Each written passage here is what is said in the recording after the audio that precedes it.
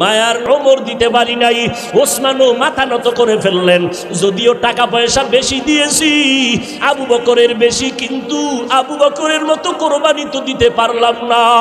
নবীও পেরেশান। হঠাৎ করে জিবরাইল এসে হাজির। জিবরাইল আমিন এসে আমার নবীর সালাম দিয়ে কয়, নবী আমার আল্লাহ প্রতিদিন আপনাকে সালাম জানায়, আজ আমার আল্লাহ আপনাকে সালামের সাথে সাথে আল্লাহ পাক আজকে আবু বকরকে আলাদা করে সালাম দিয়েছেন। এবং আল্লাহ জানতে চেয়েছেন, আবু বকর আপনার মনের কি হালাত? নবী বলেন, আবু বকর কপাল আপনার ধন্য। আল্লাহ তাআলা জিবরাইল পাঠাইয়া বলেছেন আল্লাহ আপনাকে সালাম দিয়েছেন। আবু বকর কান্না করে করে পাগলের মতো, আবু বকর আপনার মনের কি হালাত আল্লাহ জানতে চেয়েছেন। আবু বকর কান্না করে বলেন, ও দয়ার নবী, আমি ছিলাম মক্কার ভিতর একটা জাহান্নামের আসামি। কে জানতো, কে চিনতো আমি আবু বকরকে? আমারে তো কেউ জিগাইতো না। আজ আমি আপনার সোহবতে আসার পর আল্লাহ আমাকে এত সম্মান দান করেছেন আপনার সোহবতের কারণে, যে আল্লাহ আজ আমাকে সালাম পর্যন্ত পাঠায় দিছেন। মায়ার নবী কান্না করে বলে, রে আয়েশা, আবু বকরের এই 2 দিনের কোরবানি যদি এক পালায় দেওয়া হয়, আমার অন্য উম্মতের নেক যদি অন্য পাল্লায় রাখা হয়, আবু বকরের সমান হবে না। ও নবীর আশিক উম্মতের দল, এত দামি আবু বকর, কিন্তু তার জীবনের ইতিহাস বড় কান্নার আওয়াজ। মায়ার নবী রাতের বেলা ঘর থেকে বের হলেন, হুজরা থেকে বের হয়া মসজিদে নববীর কিনারায় হঠাৎ শুনে কান্নার আওয়াজ, শুনতেছে কান্নার আওয়াজ। গভীর রাত, নবী হালকাভাবে নজর দিয়ে দেখে তার সাহাবী আবু বকর তাহাজ্জুদে দাঁড়ায় দাঁড়ায় কান্না করতেছে, সে আওয়াজ আসতেছে। নামাজ শেষের পর আল্লাহর নবী বললেন, আবু বকর আপনি কাঁদলেন কেন? আবু বকর বলে, নবী হাসরের ময়দানের ভয়ে আমি কান্না করেছি। বলে, কেন কান্না? আপনার তো জান্নাতের টিকিট আল্লাহ দান করেছেন। আবু বকর বলে, নবী যদি আল্লাহ রাগ করিয়া টিকিট ক্যান্সেল করে দেয় তখন আমার উপায় কি হবে রে নবী? আপনিই তো হাসরের ভয়ঙ্কর অবস্থার বয়ান করেছেন। কিয়ামতের ময়দান হবে নাকি বড় ভয়ঙ্কর ময়দান। সূর্যটার আলো বন্ধ হয়ে যাবে, ওদিকে সমুদ্রের পানি গরম হয়ে যাবে। আল্লাহ তাআলা রাগান্বিত আওয়াজ দিয়ে বলবেন, ওয়ামতাজুল ইয়াউমা আইয়ুহাল মুজরিমুন, ও গুনাহগারের দলেরা, নেককারদের থেকে তোমরা আজ আলাদা হয়ে যাও। নেককারদের আমলনামা ডান হাতে দিব, গুনাহগারদের আমলনামা বাম হাতে দিব। অন্যদিকে সূর্যের গরম, আবার জাহান্নামের চিৎকারের আওয়াজ। জাহান্নামের আওয়াজে জাহান্নাম চিল্লায় বলবে, আল্লাহ বেনামাজি গুনাহগারগুলো কই? সব আমার পেটে দাও। জাহান্নামের আওয়াজে হাসরের ময়দানটা থরথর করে কেঁপে উঠবে। ও নবী, আপনিই বলেছেন যে নবীদের কোনো গুনাহ নাই, নবীরা পর্যন্ত নাফসি নাফসি নাফসি বলে কান্না করবেন। উম্মতের কথা সবাই ভুলিয়া যাবেন। মায়ার নবী আমার, যেই নবীর শরীর মোবারকের মধ্যে মশা মাছি পড়ে না, হারাম, এমন একজন মায়ার নবী আল্লাহ আমাদের দান করলেন। কপাল বড় খারাপ, আজকে সেই নবীর উম্মত হইয়া নবীর এখনো পর্যন্ত চিনতে পারলাম না। অথচ গর্তের পিপিলিকা আল্লাহর কাছে বলে, আল্লাহ একটু মক্কার ঘর মদিনার রওজা দেখায় দাও। মরা গাছ, খেজুর গাছ, মদিনার নবী পিঠ মোবারক লাগাইয়া খুতবা পড়েন। দীর্ঘদিন পরে নবী সাহাবায়ে কেরামের অনুরোধে বললেন, এটা বাদ দাও, নতুন এক মিম্বর বানাও। সাহাবায়ে কেরাম বলতেছেন, মানুষ যেমন কানলে আওয়াজ হয়, মরা গাছের থেকে কান্নার আওয়াজ হয়। সাহাবায়ে কেরাম গিয়া বলে, নবী গাছ, খেজুর গাছ, মরা গাছ কানতেছে, মানুষের মতো আওয়াজ আসতেছে কানের ভেতরে। মরা গাছ নবীর জন্য পাগল, আর আমরা জিন্দা মানুষ হইয়াও সেই নবীরে চিনতে পারলাম না। যদি চিনতে পারতারে বাবা, নিজে নামাজ পড়ি, নিজে জিকির করি, ছেলে মেয়েরে নবীর সুন্নতওয়ালা বানাইতে কেন পারি না? বহু নেক আমলওয়ালা কিয়ামতের দিন শুধু সন্তানদের অন্যায়ের কারণে জাহান্নামে যাবে। বহু মা বাবা জাহান্নামে যাবে শুধু সন্তানকে সঠিক লাইনে না রাখার কারণে। বললি বলে চেষ্টা করছি পারি না, চেষ্টা করছেন পারেন না। হারাম খাওয়ায় কামাই করে এটা খাইতে পারেন, সুদের টাকায় চাকরি করে টাকা দেয় সেই টাকা দিয়ে খানা খাইতে পারেন, দিনের পথে রাখতে পারেন না, পারবেন কিভাবে? আমার রসুলের তাবিজ দেওয়া ছিল, সে তাবিজ তো আপনি ব্যবহার করেন না। আর এটা নিজে নিজেও সম্ভব না, আল্লাহ ওয়ালাদের দোয়া লাগে, নেক নজর লাগে।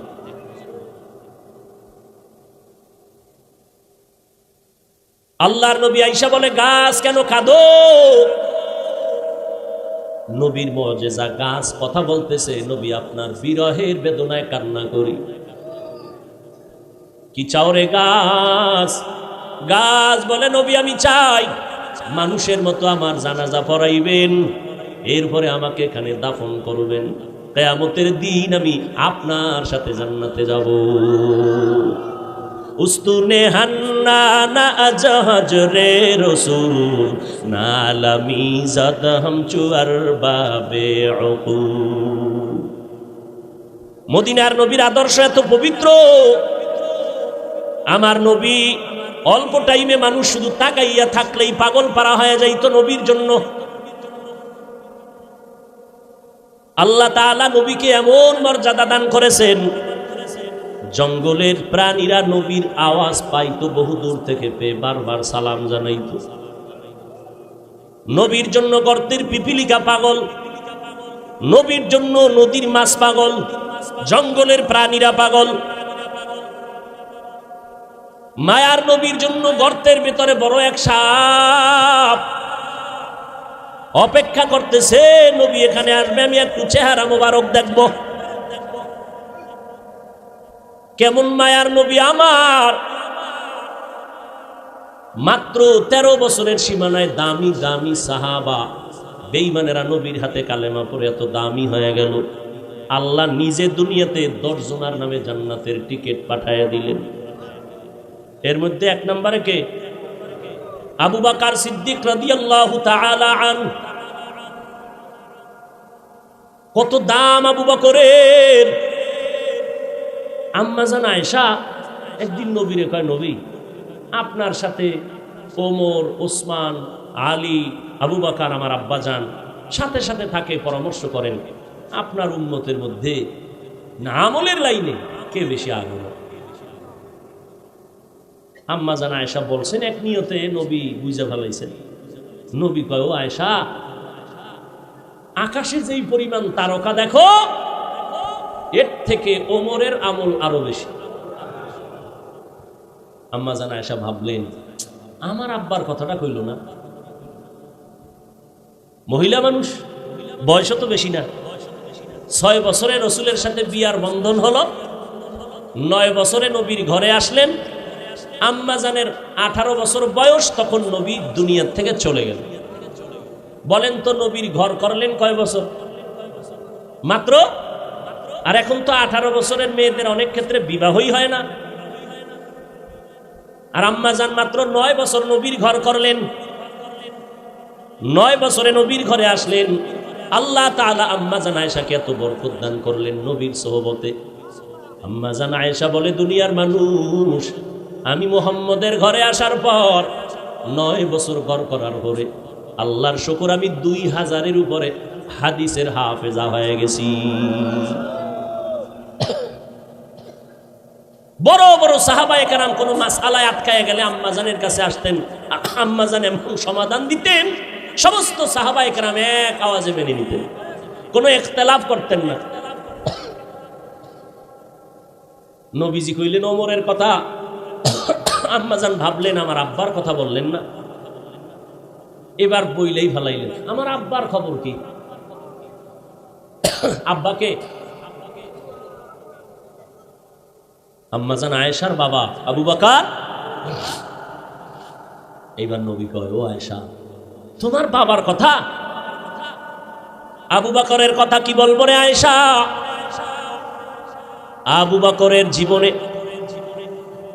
দুই দিনের দুইটা আমল আল্লাহর কাছে এত প্রিয়, দুই দিনের দুইটা আমল, দুইটা ত্যাগ, দুইটা কোরবানি আল্লাহর কাছে এত দামি। ওমর কেন? আমার সব উম্মতের আমল যদি এক পালায় দেও তার সমান হবে না। আম্মা জান কয় তাই নাকি? বলে হ্যাঁ। কোন দিনের ত্যাগ আর আমল ভাল লাগবে না? বাবার গুণগান শুনবে ভাল লাগবে? কোন দিনে? এবার নবী নিঝুম হয়ে গেলেন, চুপ হয়ে গেলেন। সেই দুইটা আমল, ওইটা তো লাফালাফি আর চিৎকার আর আনন্দের কোনো আমল না। ওই দুইটা দিনের ত্যাগ, আবু বকরের কথা মনে পড়লেই তো কান্না আসবে। আবু বকরের সেই দুই দিনের ত্যাগ, কান্নার ইতিহাস। ওই দুই দিনের ত্যাগের আমল বড় কান্নার আওয়াজ। ও আয়েশা, যেদিন আমার ঘরের মধ্যে, মক্কার ঘরে আমি শুইয়াছিলাম রাতের বেলা, আমার চারদিকে দুশ্মন, আমার আপনজনেরা তরবারি নিয়ে ঘেরাও দিছে, আমার আজকে রাত্রে হত্যা করে ফেলব। কতবার আসছে আমাকে জবাই করার জন্য, আজ ওরা ফাইনাল আমাকে হত্যা করেই ফেলবে।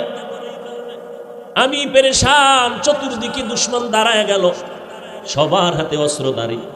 আজ আমাকে হত্যা না করে ওরা কেউ বাসায় যাবে। আমার আল্লাহ পাক বলেন, ওয়াল্লাহু ইয়াসিমুকা মিনান নাস। ও নবী, কোরআন হেফাজতের জিম্মাদারি আমি আল্লাহ যেমন এককভাবে নিয়েছি, আপনাকেও হেফাজতের জিম্মাদারি আমি আল্লাহ এককভাবে নিয়েছি। আপনার কোনো ক্ষতি হবে না পয়গম্বর, ধৈর্য ধারণ করেন। এবং প্রস্তুতি তো আগের থেকেই বলা হয়েছে, আজ আর ঘরের মধ্যে থাকা যাবে না, এখনই বের হইয়া মদিনার পথে হিজরত করা লাগবে, আর থাকা যাবে না। মদিনার পথে নবী হিজরতের জন্য রেডি হয়ে গেলেন, কিন্তু চারদিকে দুশ্মন ঘরের পাশে আটকায় দাঁড়ানো, বের হব কেমনে?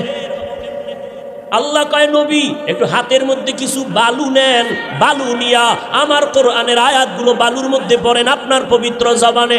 মায়ার নবী আল্লাহর হুকুম পাইয়া বালুগুলো হাতের মধ্যে নিয়া মোহব্বতের আওয়াজ দিয়া তেলাওয়াত শুরু করলেন। বিসমিল্লাহির রহমানির রহিম, ইয়াসিন ওয়াল কুরআনিল হাকীম, ইন্নাকা লামিনাল মুরসালিন আলা সিরাতিম মুস্তাকিম, তানজিলাল আজিজির রহিম, লিতুনদিরা কওমান মা উনদিরা আবাউহুম ফাহুম গাফিলুন, লাকাদ হাক্কাল কাওলু আলা আকসারিহিম ফাহুম লা ইউমিনুন, ইন্না জাআলনা ফি আ'নাকিহিম আগলালান ফাহিয়া ইলাল আযকান ফাহুম মুকমাহুন, ওয়াজআলনা মিন বাইনি আইদিহিম ওয়া মিন খালফিহিম সাদ্দান ফাআগশাইনাহুম ফাহুম লা ইউবসিরুন। আয়াতগুলো পড়িয়া দম করলেন। আল্লাহ বলেন, নবী আপনি বালুগুলো চারদিকে মারেন। নবী তেলাওয়াত করে আয়াত করে দম করে বালুগুলো মারলেন। বেঈমানদের চোখের মধ্যে হালকা লাগলো বাতাস, চোখের পাওয়ার সাথে সাথে নষ্ট হয়ে গেল। আল্লাহ পাকের অর্ডার, এবার নবী বের হয়ে গেলেন। এক টানা গিয়া আবু বকরের দরজায় গিয়া দাঁড়াইলেন।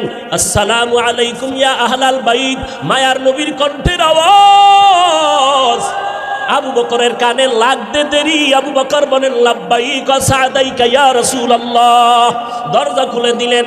নবী বলেন, আবু বকর এত গভীর রাত আপনি কি ঘুমান নাই?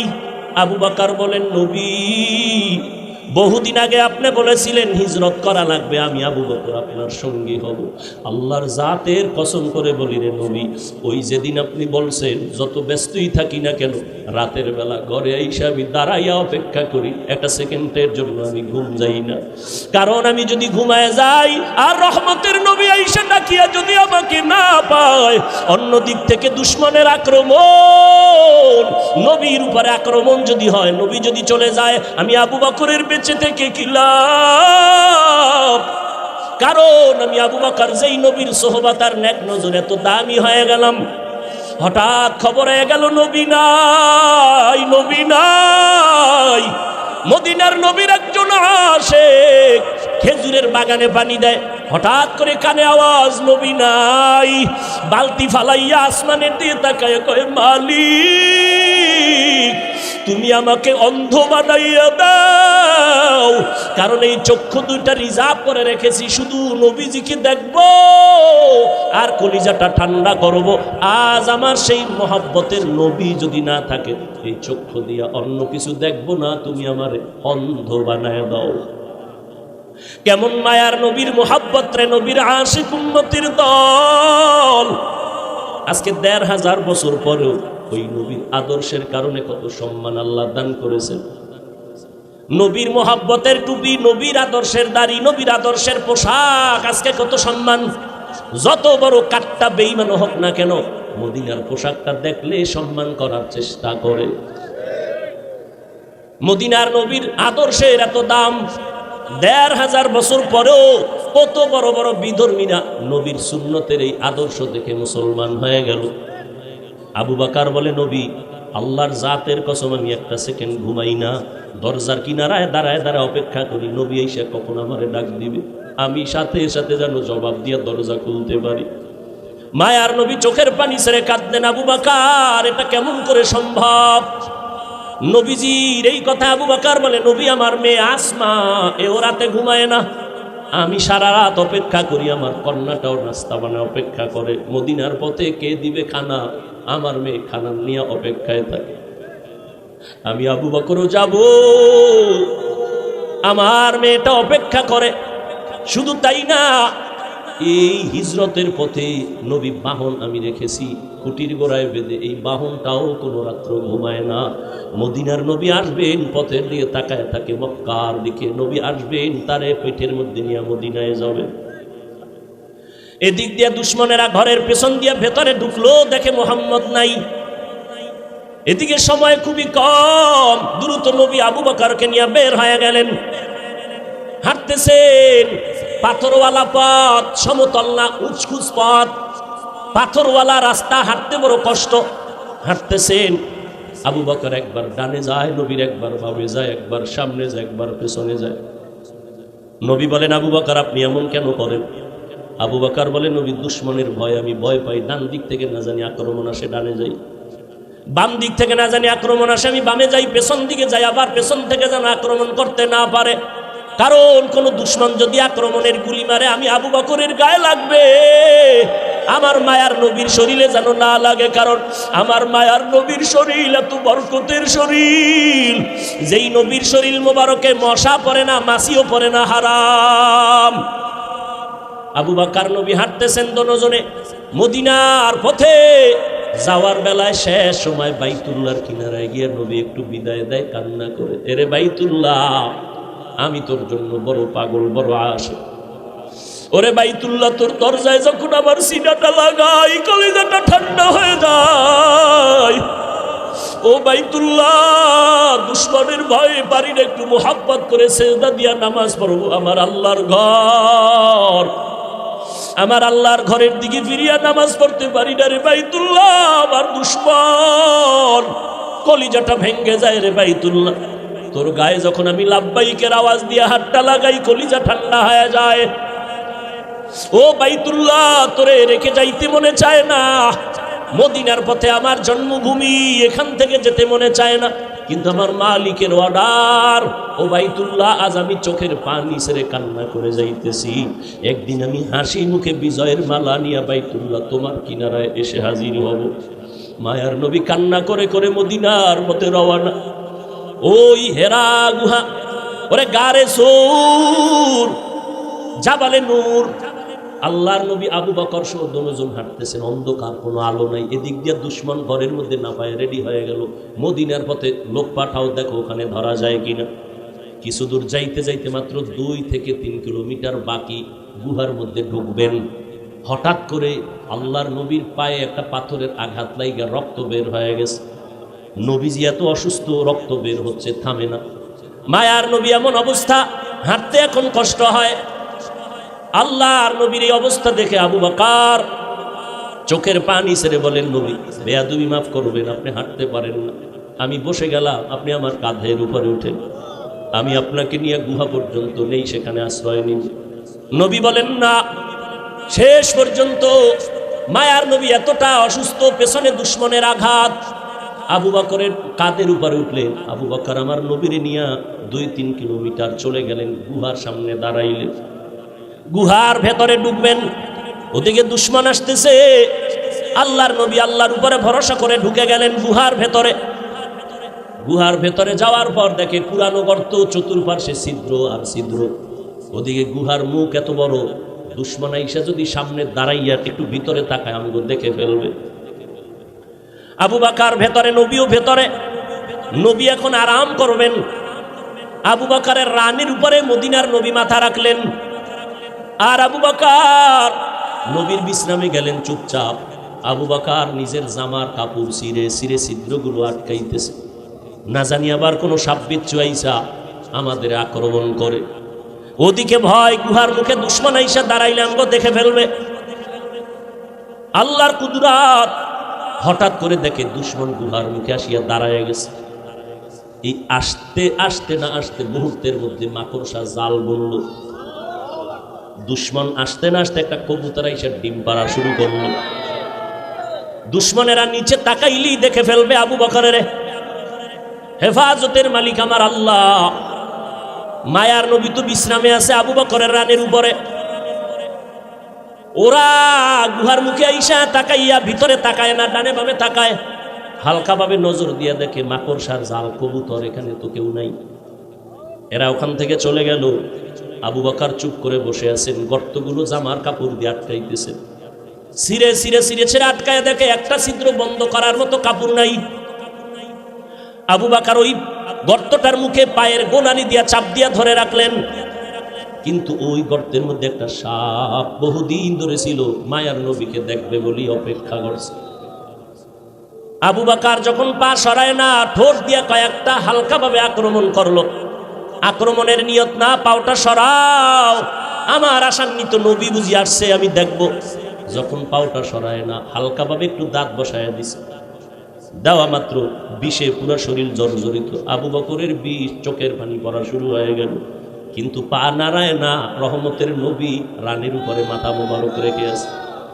পা নাড়ায় না, বেয়াদবি হবে, নবীর ঘুম নষ্ট হবে। মায়ার নবী বিশ্রামে আছেন। হঠাৎ করে অজান্তে আবু বকরের কান্নার চোখের একটা ফোঁটা পানি নবীর উপরে পড়ে গেল। মায়ার নবী তাকায় দেখে আবু বকরের চোখে পানি। নবী বলেন, আবু বকর কি খবর? বলে, নবী এই হালাত। নবী জিহ্বার থেকে মোবারক থেকে লালা মোবারক নিয়ে একটু লাগাই দিলেন, সাথে সাথে বিষ পানি হয়ে গেল। এরে নবীর উম্মতের দল, ওই সাপ গর্ত থেকে মুখ বের করলো, নবীজির নজর পড়ে গেল। মায়ার নবী এমন রহমতের নবী আমার, সমস্ত প্রাণীরা আমার নবীকে চিনে, আমার নবীরে দেখার জন্য পাগল। কিন্তু আমরা সেই নবীর শ্রেষ্ঠ উম্মত হইয়া নবীরে এখনো পর্যন্ত দেখতে পারলাম না। কি দরুদ শরীফ পড়ি যে নবীর সাথে দেখা হয় না। ওরে সেজদার মতো সেজদা দিলে তো মাওলার সাথে দিদার হবে, দরুদের মতো দরুদ পড়লে তো মদিনার নবীর সাথে ঘুমের ঘরে মোলাকাত হয়ে যাবে। ও আল্লাহর বান্দারা, এই জীবনের আমলের ফলাফল কি? নবীরে কি ঘুমের ঘরে দেখেছো? আল্লাহর সাথে কি পরিমাণ মোহাব্বত তৈরি হয়ে গেল। ওই নবীর ধুলা বালু, মদিনার ধুলা লাগানোর জন্য আশেকেরা পাগল পারা হয়ে দৌড়ায়, অথচ নবীর সুন্নতের আশেক এখনো পর্যন্ত হতে পারলাম না। কই সুন্নতের দস্তরখান, কই বাথরুমে গেলে টুপি, কই জুতা, কই ডিলাকুলু, কই টিস্যু পেপার ব্যবহার, খানার মধ্যে কই নবীর সুন্নতের খবর নাই। এরপরে নিজে তো এক চিন্তা, আবার আমার সন্তান, ছেলে মেয়ে, আমার পরিবার। আল্লাহর নবী চোখের পানি ছেড়ে গর্তের বিবরণ দেয়। আম্মাজান আয়েশা কাঁদতেছেন। আম্মাজানকে বললেন, ও আয়েশা, তোমার বাবা আমাকে কাঁধে নিয়া 3 কিলোমিটারের মতো রাস্তা পাড়াইয়া ওই গর্তের মধ্যে নিয়া তার রানে আমি মাথা দিয়া বিশ্রাম নিছিলাম। বিষের ব্যথায় কানছে, তবে একটু পা নাড়ায় নাই। এই যে ত্যাগ আবু বকর আমার জন্য দিনের স্বার্থে দিল, সারা দুনিয়ার উম্মতের ন্যাক এক পালায় দিলেও সমান হবে না। আম্মা জান আয়েশা কান্না করেন, নবী যদি বেয়াদবি না নেন আমার আব্বা জানের আর একটা নেক আমল কি বলবেন? নবী বললেন, শুনো আয়েশা শুনো, সেই দিনের আমল নবীর সেই জীবনে তাবুকের যুদ্ধে যাবেন, একটা যুদ্ধ শেষ হলো আর একটা যুদ্ধ তাবুকে যাবেন। তাবুকে যাবেন মদিনার থেকে বহুদূর, ওই যুদ্ধে যাবেন এমন সময় খেজুরও পেকে গেল, খেজুর কাটার সময়, মানুষের কাজের সময়, প্রচন্ড রোদের তাপ। আবার আর একটা যুদ্ধ থেকে আইসা সব ক্লান্ত, কিন্তু রোম সম্রাট বেঈমান হাজার হাজার কাফেলা নিয়ে আসতেছে মদিনার দিকে যুদ্ধ করার জন্য। এবার নবী ঘোষণা দিলেন, তৈরি হয়ে যাও, 30,000 কাফেলা নিয়ে আমরা যুদ্ধে যাব তাবুকে। সবাই রেডি হয়ে গেলেন, কিন্তু এই যুদ্ধে 30,000 সাহাবী নিয়ে গেলে আমাদের অনেক বাহন লাগবে, সাওয়ারি লাগবে, টাকা লাগবে। নবী ঘোষণা দিলেন, ও আবু বকর, ওমর, ওসমান, আলী সহ সবাই বাড়িতে যান, সবাই দান করেন, টাকা দেন, সাওয়ারি দেন, সবাই দান নিয়ে আমার সামনে হাজির করেন। বাহন লাগবে অনেক। হযরত ওসমান রাদিয়াল্লাহু তাআলা 10,000 সাওয়ারি নিয়ে নবীর সামনে হাজির। টাকা তো আলাদা, ওমর সব নিয়ে আসছেন। এইবার নবী একটু পরীক্ষামূলক বসলেন, বৈশা জিজ্ঞাসা করেন, ও আলী আপনি কি পরিমাণ দান করলেন? এই পরিমাণ। ওসমান আপনি কি পরিমাণ দিলেন? বলে এই পরিমাণ। ওমর আপনি কি পরিমাণ দিলেন? আমার সম্পদের অর্ধেক দিয়ে দিলাম। ওমরের মনের মধ্যে, আজকে আমি এত বেশি দান করব, নবীর দোয়াটা আমি আগে পেয়ে যাব।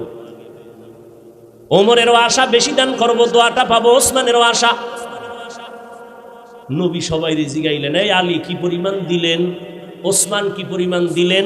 ওমর কি পরিমাণ দিলেন? আবু বকরকে নবী কয়, ও আবু বকর আপনি বাড়িতে কি পরিমাণ রাখলেন? হযরত আলীকে বললেন, কি পরিমাণ নিয়ে আসছেন? ওসমানকে বললেন, কি পরিমাণ দান করেছেন? ওমরকে বললেন, কি পরিমাণ নিয়ে আসছেন? কিন্তু আবু বকরকে কি পরিমাণ নিয়ে আসছেন বলে নাই, কারণ নবী জানে আবু বকর বড় গরীব। মায়ার নবী বললেন, আবু বকর ঘরের মধ্যে কি রেখে আসছেন? আবু বকর চোখের পানি ছেড়ে বলে, নবী আমার ঘরে ঝাড়ু দিয়া দিয়া সব আমি নিয়ে আসছি।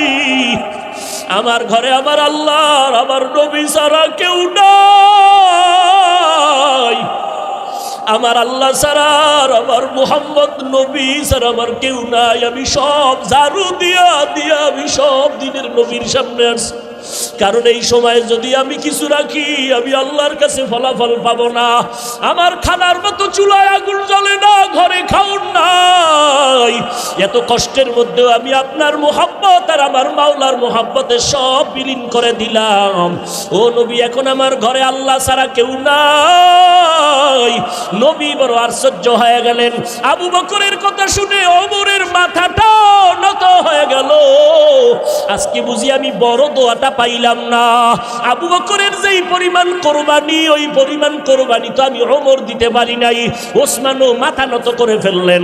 যদিও টাকা পয়সা বেশি দিয়েছি, আবু বকরের বেশি, কিন্তু আবু বকরের মতো কোরবানি তো দিতে পারলাম না। নবীও পেরেশান। হঠাৎ করে জিবরাইল এসে হাজির। জিবরাইল আমিন এসে আবার নবীর সালাম দিয়ে কয়, নবী আমার আল্লাহ প্রতিদিন আপনাকে সালাম জানায়, আজ আমার আল্লাহ আপনাকে সালামের সাথে সাথে আল্লাহ পাক আজকে আবু বকরকে আলাদা করে সালাম দিয়েছেন। এবং আল্লাহ জানতে চেয়েছেন, আবু বকর আপনার মনের কি হালাত? নবী বলেন, আবু বকর কপাল আপনার ধন্য। আল্লাহ তাআলা জিবরাইল পাঠাইয়া বলেছেন আল্লাহ আপনাকে সালাম দিয়েছেন। আবু বকর কান্না করে করে পাগলের মতো, আবু বকর আপনার মনের কি হালাত আল্লাহ জানতে চেয়েছেন। আবু বকর কান্না করে বলেন, ও দয়ার নবী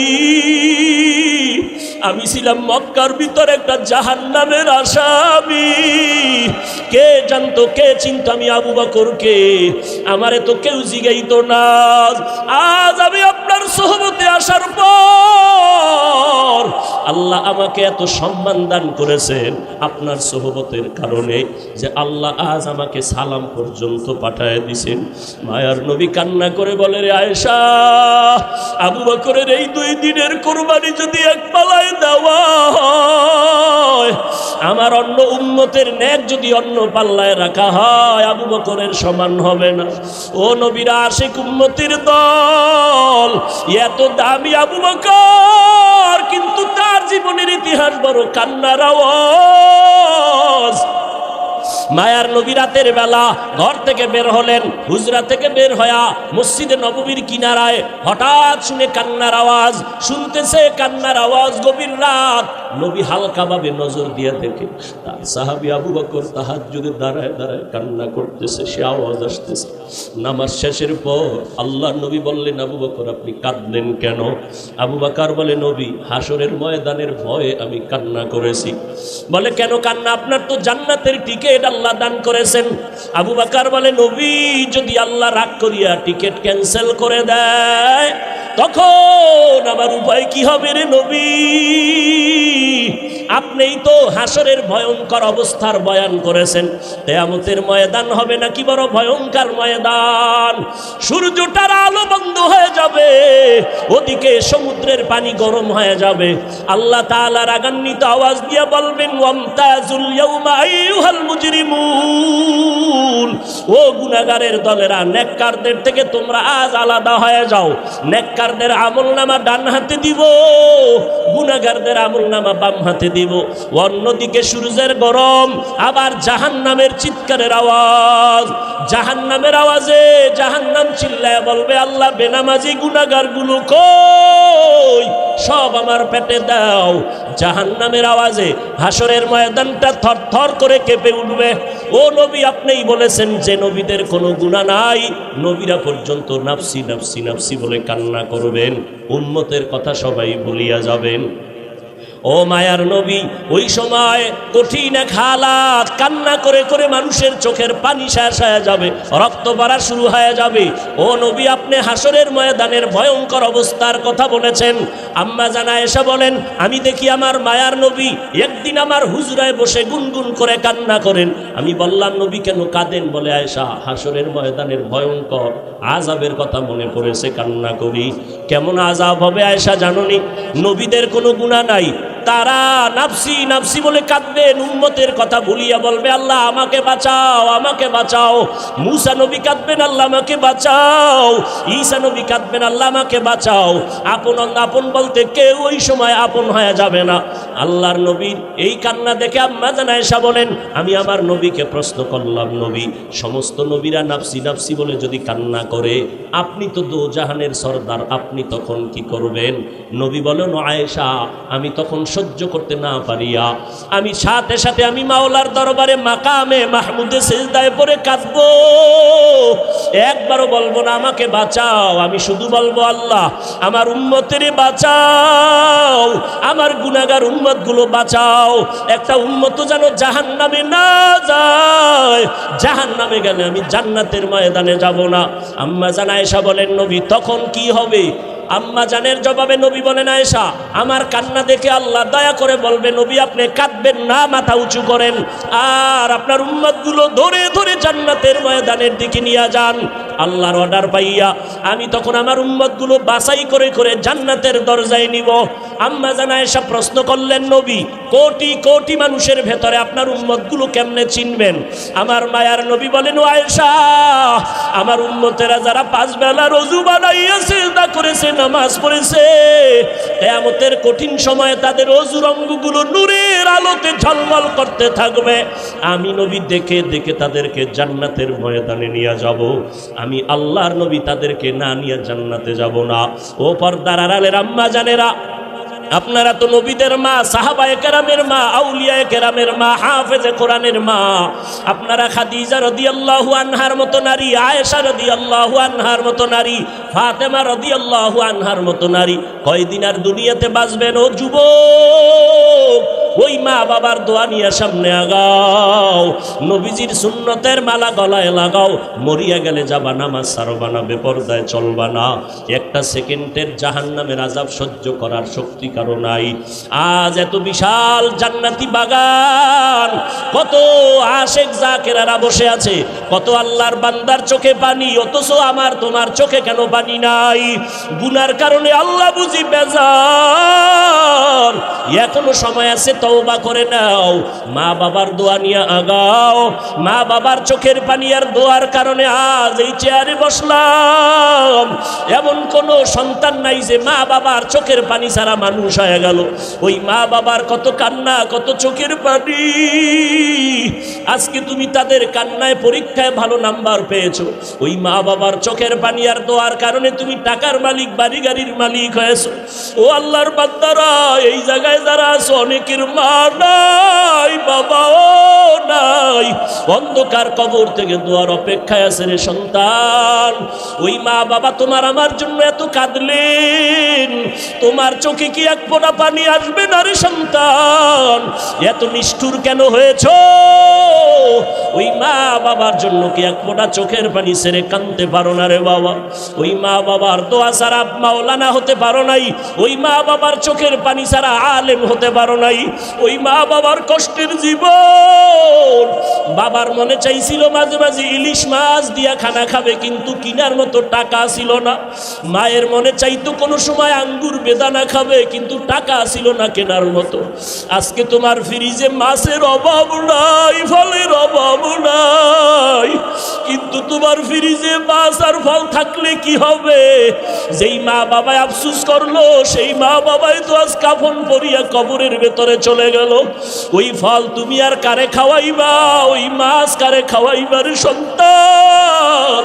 ওই মা বাবারে তো মাছ যদি না পারো, ফল খাওয়াইতে পারো নাই, আল্লাহর কাছে দুই ফোঁটা চোখের পানি ছেড়ে দোয়া করো আর বলো, দয়ার মালিক, যেই বাবার ক্লান্ত পরিশ্রম, কত খানা না খাইয়া, ঘুম না গিয়া, কষ্ট করে করে জীবন কাটায় দিলে। বাবা কোনোদিন নিজের কাপড় কেনার জন্য কষ্ট করে নাই, বাবা কোনোদিন নিজের পেটে খানা দেওয়ার জন্য কাজকর্ম করে কষ্ট করে নাই। বাবা দিন নাই রাত নাই এত কষ্ট করেছেন শুধু সন্তানকে হাসি মুখ দেখবে, সন্তানের বড় বানাবে। বাবা রিক্সা চালাইয়া চালাইয়া টাকা দেয়, ভ্যান চালাইয়া টাকা দেয়, চায় সন্তানটারে মানুষ বানাবে।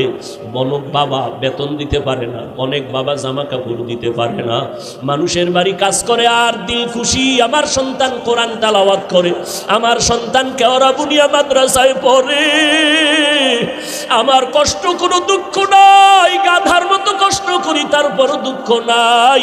আমার সন্তান যদি হাফেজ হয়, আলেম হয়, কিয়ামতের দিন যদি জিজ্ঞেস করে কি নিয়ে হাজির হয়েছো, আমি যদি কোনো আমল পেশ করতে না পারি, আমার জীবনের কষ্টের দেওয়া টাকা দিয়ে যে সন্তানটারে আলেম বানাইলাম, ওই সন্তান আমাকে না নিয়ে জান্নাতের ময়দানে যাবে না। ও আল্লাহর আশিকেরা, সন্তানটাকে পারলানি কোরআন পড়াইতে, সন্তানটারে পারলানি আলেম বানাইতে, হাফেজ বানাইতে। সন্তান স্কুলে পড়াও আলহামদুলিল্লাহ, বাধা নাই, কলেজে পড়াও বাধা নাই, তবে সন্তানটাকে আদর্শওয়ালা বানাইও। সন্তানের ব্যবহারে যেন আলেমরা কষ্ট না পায়, সন্তানের ব্যবহারে যেন মুরব্বীরা কষ্ট না পায়, সন্তানের ব্যবহারে যেন সমবয়সী কেউ কষ্ট না পায়। ওই সন্তানকে আদর্শওয়ালা বানাইয়া কোরআন পড়ায় যাও। ডাক্তার হলেও কোরআন পড়ে পড়ে দোয়া করবে, আর ওই সন্তানের আচরণ দেখিয়া এলাকার মানুষ মা বাবার জন্য প্রাণ খুলে দোয়া করবে। ও আল্লাহর বান্দারা, এখনো যারা পারেন নাই তওবা করেন।